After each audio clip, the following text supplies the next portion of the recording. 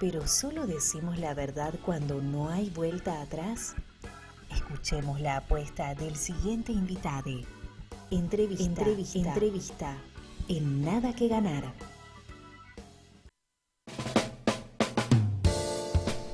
Seguimos acá con Nada que Ganar. Ahora estoy con Huerta y Godoy. ¿Cómo estás? ¿Qué tal, Julio? Muy bien. Me estuve entreteniendo en el pasillo aquí de este enorme edificio histórico del teatro, charlando con el maestro de los jingles, que es un spoiler de lo que vendrá después. Sí, spoilers no, por favor. Pero bueno, ahora va a funcionar igual como un anticipo. Está como un tráiler de lo que viene, entonces ahí lo adelantamos, porque ya estaba anunciado ahí en lo que es el flyer. Vamos a poder hablar de varias cosas, ¿no? Porque a Walter yo ya lo conozco, nos conocemos del ambiente ya hace bocha. Conducimos ahora, de hecho estamos en Metástasis, Expansión de la Cultura los domingos ahí en la radio Emergente. Aprovecho y paso el chivo, www.elemergente.com.ar. Sí, tuvimos un ciclo de poesía que duró un par de eventos llamado El Anti-Hippie, y también tuvimos un programa de radio que también duró un par de meses llamado Mañana es Peor. Ahí va. Ya hemos hablado igual en su momento de Cazador de Pokémones y de Luchemos por la Ida, pero y en algún momento, ahí sí, libros que han publicado, comentanos un poquito, ¿cuándo fueron? Bueno, tenemos aquí Luchemos por la Ida, es una edición del 2016 a cargo de Milena Cacerola. En este caso se trataba de una apuesta de una colección llamada Colección Ultra Cool, que tuvo varios títulos y que tenían todos la particularidad de tener a este ilustrador haciéndose cargo de las tapas. Y es básicamente, bueno, una especie de recopilado de todo el trabajo que venía haciendo hasta el momento. En general, mis libros hay algunos que son medios conceptuales y otros que son como recopilaciones de los poemas que vengo leyendo. Que pasa mucho esto, ¿no? Como en las lecturas de poesía uno va siempre con ganas de llevar lo que está haciendo en el momento, los poemas que sabe que funcionan, y dicen, escribí un nuevo poema, vas a la lectura, lo testeás, y después de un tiempo ese poema ya queda como cerrado, terminado, o lo querés tener en un libro. Y bueno, una de las líneas editoriales que manejo de autoedición o de ediciones independientes es recopilar esos poemas de las lecturas que entren con cierto concepto en un libro.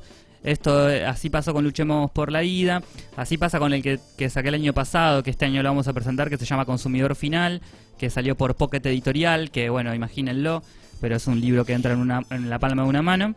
Y después Cazador de Pokémones es un híbrido, porque la mitad de Cazador de Pokémones es propiamente dicho Cazador de Pokémones, que es una historia de ciencia ficción, donde un yo lírico en primera persona tiene intenciones de abandonar la vida como la conocemos y quiere transmitir su vida online las 24 horas y quiere tener auriculares y anteojos y aislarse de la sociedad, y en un momento dado ocurre el fenómeno fantástico de que bueno, recordemos el contexto del Pokémon GO, que es la aplicación Pokémon GO que era para cazar Pokémones por la calle.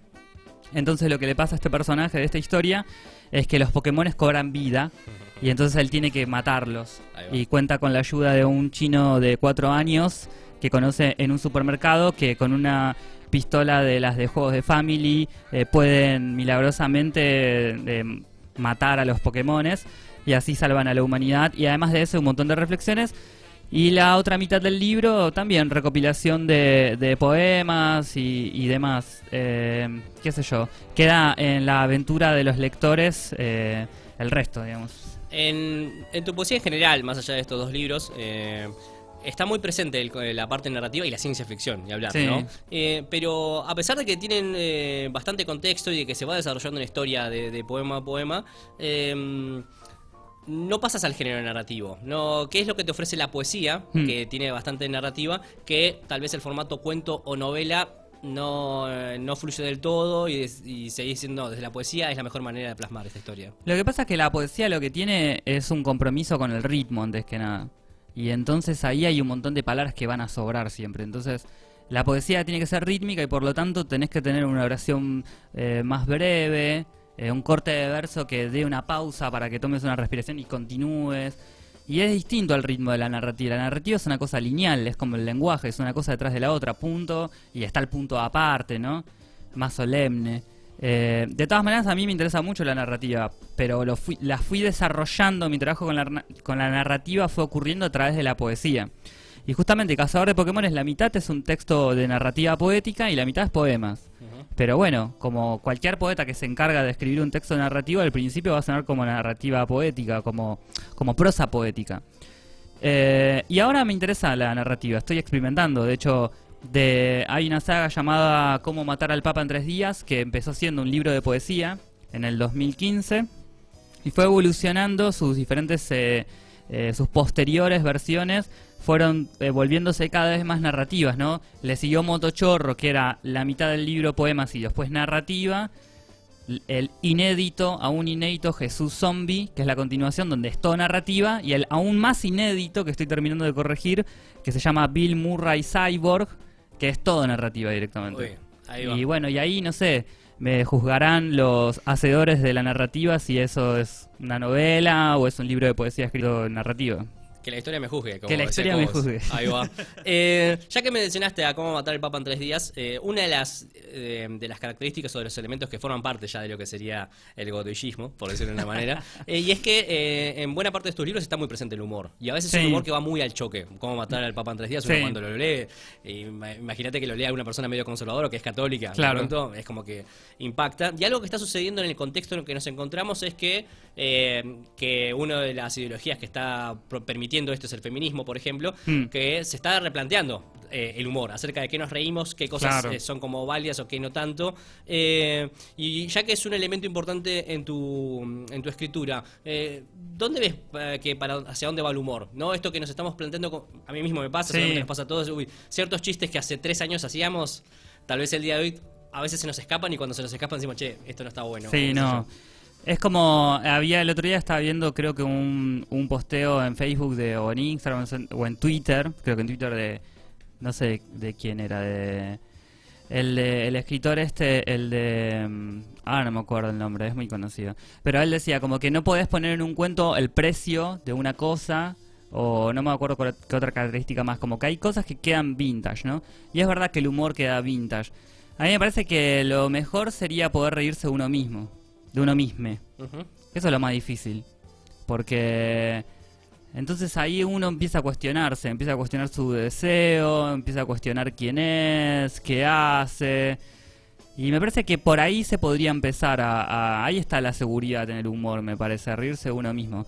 Y después también pensando, a mí me pasó de encontrarme con el humor en mi escritura porque obviamente todo lo que escribo siempre fue contrarrestado con el efecto de una lectura de poesía en vivo. Entonces eso te puede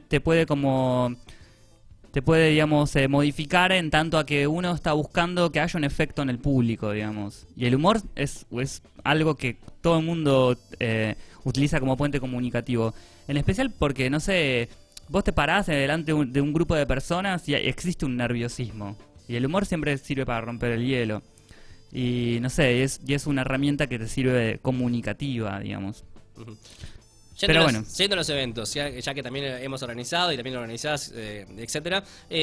Algo donde se está haciendo fuerte la poesía, que siempre tal vez en el marco editorial o de las ventas, vos lo sabés porque de hecho laburás de librero, siempre lo que suele vender es o la novela, o a veces el cuento, o algún que otro ensayo tipo Rita Segato, que se vende todo, y tal vez la poesía en ese sentido está un poco más relegada, pero justamente en el marco de los eventos me parece que ahí es donde se hace fuerte, porque es más interesante tal vez quedarse a escuchar a un poeta o una poeta que al mejor narrador y que tal vez te lea un pasaje de su novela o un cuento, porque exige mucho más al escuchar. Sí, eso es cierto. En ese sentido la poesía es un vehículo mucho más veloz para comunicar. Uno se puede subir a un poema y llegar al final del viaje sin tanto sueño, digamos. En cambio, el narrador lo tiene siempre bastante difícil. Y de hecho, para mí, una cosa que aprendí bastante temprano en la cuestión de escribir poemas es que el poema, para testearlo, lo tenés que leer en voz alta. Y creo yo que el segundo testeo es la instancia del público. No porque a ver qué te devuelven, sino porque uno cuando lo lee pensando en otro, no sé, le presta más atención. Entonces sabe, y está más paranoico, entonces cuida más todo. Entonces ahí hay otra instancia de corrección o de reescritura que uno se hace. A mí me pasó muchas veces de estar leyendo en vivo un poema, estar en una lectura y toparme con un comienzo de una estrofa que no me gusta y no sé, la surfeo, pero porque ahí también el ritmo se impone. Entonces eso es lo bueno de la lectura de poesía y de la poesía en vivo, ¿no? La cuestión de que lo primero es que tenga un buen ritmo. Y después, bueno, después viene la forma y el contenido. Pero eso es un debate, cada poeta tendrá su posición sobre el tema. Algo que también forma parte de tu marco de literario, marco poético, tiene que ver con la ciencia ficción. Es algo que te gusta, que te copa indagar. De hecho, cuando a veces tenés alguna oportunidad, aprovechás en la radio emergente también charlar acerca de lo que es la ciencia ficción. La poesía es un plato volador. Ahí está. La poesía es un plato volador, la poesía es una tecnología alienígena, nos conecta con nuestro origen extraterrestre. O sea, ¿y qué decía Víctor Shklovsky sobre la función de la literatura? La literatura tiene que servir para que la gente vea las cosas como si fuesen nuevas de nuevo. Y entonces eso también es un poco ser un extraterrestre, o caer en un planeta nuevo, o viajar en el tiempo. Me parece que tiene que ir por ahí. Y de hecho es también una sensación de época, porque bueno, uno prende Netflix y hay viajes en el tiempo, hay ciencia ficción. Creo que en nuestra época hay una gran necesidad de ver el mundo como si fuese extraño, o de pensar en el mundo que va a venir, como si estuviésemos en otro planeta o viajando en el tiempo. La ciencia ficción es una especulación o algo que a través de la imaginación que se desprende de la tecnología empieza como a carburar. Bueno, esto puede pasar basándose en lo que se conoce, ¿no? Claro. Y es producto de lo que nos hizo separarnos de las otras especies. Viene de la inteligencia del raciocinio, ¿no? Claro. Empezar a trabajar con la naturaleza, hacer un martillo, hacer una rueda, y de ahí hasta el día de hoy que nos encontramos con las aplicaciones. El robot. Sí, el robot. La inteligencia artificial. La realidad virtual, claro, etcétera, etcétera. No estamos, vos sentís que ya estamos llegando a ese punto límite de que, bueno, llegó un momento que nos fue muy positivo la tecnología, que nos permitió que no nos morfen los leones o qué sé yo, armar estructuras, estar más cómodos, alimentarnos mejor, la medicina, etcétera, etcétera. Pero ahora tal vez con las redes sociales, con todas estas cosas, los robots, etcétera, ¿cuándo va a llegar el punto, que ya muchas películas de ciencia ficción lo anticipan, en el que hay que recular porque si no se nos viene en contra todo ese avance? Bueno, hay varias teorías en este momento. Lo tenés, por ejemplo, a Elon Musk, el que hace los autos eléctricos Tesla, que él tiene una visión bastante pesimista del mundo, y él dice que en el futuro nos va a gobernar una supercomputadora que va a ser una dictadura mundial, que vamos a estar supeditados al dominio de una supercomputadora. Y después lo tenés a Mark Zuckerberg de Facebook, que ya, bueno, hoy en día obviamente ya está recontra vapuleado por toda la cuestión de su venta de los datos a las empresas para que pongan presidentes en los países. Que el tipo, bueno, tiene otra visión de la tecnología, ¿no? De como, qué sé yo, que va a ayudar, que ayuda para conectar, que es una herramienta. A mí me parece que en realidad la tecnología siempre tiene que ser una herramienta para el crecimiento de la humanidad. Lo fue la revolución industrial, lo fue la máquina de vapor, lo fue el auto, lo fue Internet, tiene que ser la inteligencia artificial. Hay que ver, qué sé yo, lo mejor sería tener una versión de la tecnología más parecida al mundo que, no sé, imaginaba Tesla, energía gratis para todos. Claro. Que la tecnología sirviese para que la humanidad avance realmente, no para que se encierre en un cubículo de, no sé, de automirarse todo el tiempo. Como eso, no sé, si conduce a algo bueno. Totalmente. Bueno, ya que tenemos los libros acá, que además en un ratito Walter también nos va a estar hablando acerca de otros libros. Sí. ¿Nos lees algunos poemas tuyos? Dale. Bueno, estoy abriendo mi libro de poesía llamado Luchemos por la Vida. Tuviste que mirarlo, mirar el título. Y ahora voy a leer un poema mío que se llama Jesús me pide drogas. Ni bien enrolo y me dispongo a engullirme un porro, ahí lo veo. Con sus ojitos de perrito tuerto bien pegado a mí, Jesús implora una seca. Una vez me pidió que le armara un porro todo para él. Incluso lo he visto llegar con la mitad del ladrillo y el tranza. La otra vez vino con su hijo idiota Dios cuando regaba mi jardín del Edén. Este poema será mal traducido y la marihuana tendrá tantos nombres locales y universales que parecerá que hablamos de una droga divina, bajada de una nave, o lira de la justicia. ¿Por qué no haces que Jesús se vuelva al más allá, al círculo que mejor le quepa, y se lleve encima a su hijo, down, Dios? 2. ¿En serio te vas a clavar una pepa sin darme un mísero cuartito? Dice Jesús y se pasa. Preferiría que fuese una alucinación para darme aire místico, pero no. Es él, con su ropaje escaso. Su aparición sería más útil en forma de stencil, en algún corte vacuno, incluso en forma de app para el celu, ¿Por qué tanta transparencia? Le digo, su hijo idiota, Dios lo mira con la sinestesia de su rostro y Jesús, engullendo pastas del botiquín, abre la boca y suelta ¡silencio! El cuerpo está ensangrentado, el gesto en la mano está ensangrentado. 100 granjas y 1000 panaderías me sacan a Jesús de encima. 3. Mi chica es una computadora, dice, la naturaleza es mi perra, ladra y me retiro, porque la confianza de su risa me quema. La otra vez, en medio del pasillo, hacía ademanes con las manos invitándome a la droga de nuevo y le digo, tengo que estudiar el mapa catastral de mi desastre. ¿A dónde iremos, Jesús, con tu insistencia? ¿Lo del monte Hermón no te bastó? ¿Lo del cuerpo glorificado no te bastó? ¿Lo de ser un líder que multiplica los drones no te bastó? Sigo traumado, dice. Los latigazos, dice, mira sus zapatos italianos, mira la hora, mira la copa y sin remedio, marcha. Muy bien, ahí va. Tenemos que implementar los aplausos acá. Ahí vamos. Después tenemos que poner sí, no me avivé, tengo que poner ¿cómo es? El aplausómetro. El audio. Sí, bueno, otro más, por favor. ¿Puedo ir a buscarlo que lo tengo ahí en Sí, dale, perfecto. Bueno, Walter Godoy es poeta, como bien lo saben. Él conduce conmigo los domingos Metástasis Expansión de la Cultura en la radio Emergente. Nos pueden escuchar todos los domingos de 21 a 23 en emergente.com.ar. ¿Viene Flavio al final el domingo? Viene uno de estos domingos. Viene, porque ya vino, ya la tuvimos el viernes, claro, ya la tuvieron el miércoles. Perfecto. Bueno, y bueno, ahí te escuchamos. Este es uno nuevo que todavía no está publicado en ningún lado. Se llama Personas. Memes que no van, memes que no pasan de ahí, memes que duermen, que mueren. El primero, el último, me harta, basta, me quema. Memes que salen de mí como barcos a estrellarse, memes que hablan de madres. Dale, hijo, corre a casa. Es un meme y antes era un poema. Me quema, me harta, me está quemando, o como dice el meme, cuando no sabes qué hacer y vos tipo, o frases detonadoras como esas que van perdiendo chispa.